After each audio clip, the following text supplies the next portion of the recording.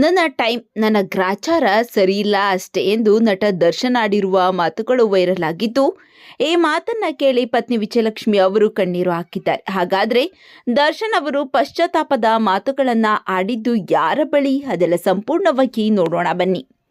ಬೆಂಗಳೂರಿನ ಪರಪ್ಪನ ಅಗ್ರಹಾರ ಜೈಲಿನಿಂದ ವ್ಯಾನ್ನಲ್ಲಿ ಬಳ್ಳಾರಿಗೆ ತೆರಳುವ 5 ಗಂಟೆಗಳ ಪ್ರಯಾಣದಲ್ಲಿ ತನ್ನ ಸಿನಿಮಾ ಜರ್ನಿ ಬಗ್ಗೆ ಪೊಲೀಸರ ಜೊತೆ ದರ್ಶನ್ ಮಾತನಾಡಿದ್ದಾರೆ. ಈ ವೇಳೆ ರೇಣುಕಾಸ್ವಾಮಿ ಕೊಲೆ ಪ್ರಕರಣ ನಂತರದ ಬೆಳವಣಿಗೆಯ ಬಗ್ಗೆ ಮಾತನಾಡುವ ವೇಳೆ ದರ್ಶನ್ ಭಾವುಕರಾಗಿದ್ದರು ಎಂಬ ವಿಚಾರ ಮೂಲಗಳಿಂದ ತಿಳಿದು ಬಂದಿದೆ.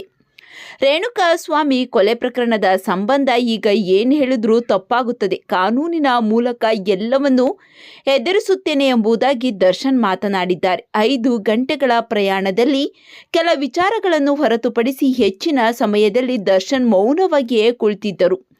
ದರ್ಶನ್ ಅವರಿಗೆ ಈ ಪ್ರಕರಣದಿಂದ ತುಂಬಾನೇ ನೋವಾಗಿದ್ದು ಹೊರಗೆ ಬರಲು ಕಷ್ಟಪಡುತ್ತಿದ್ದಾರೆ. ಆದರೆ ಆ ನೋವನ್ನು ಹೊರಗೆ ಅಭಿಮಾನಿಗಳಿಗೆ ತೋರಿಸಿಕೊಳ್ಳುತ್ತಿಲ್ಲ.